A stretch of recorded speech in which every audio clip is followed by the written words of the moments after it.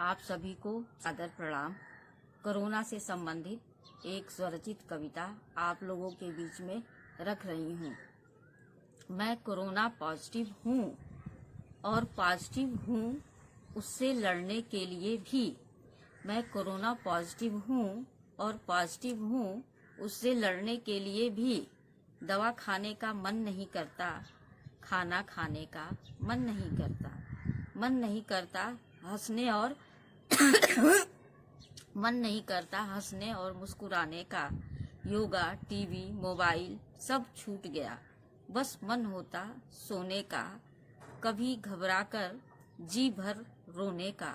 पर अपनों की यदि फिक्र है, पर अपनों की यदि फिक्र है, उनके लिए जिंदा रहना है तो मनमानी से बचना है। तन की न हो सकती पर मन की शक्ति से हमें कुछ न कुछ खाना है। समय से दवा लेते रहना है। भाप, काढ़ा, गर्म पानी इनसे ना करें खींचातानी। सुबह शाम मन बनाकर योगा भी करना है। झुंझलाहट को भुलाकर मन खुश खुश रखना है। मास्क और सैनिटाइजर का प्रयोग करते रहना है। हर हाल मनोबल बढ़ाना है, हर हाल मनोबल बढ़ाना है। कल के सुबह का दीपक आपको ही जलाना है। कल के सुबह का दीपक आपको ही जलाना है।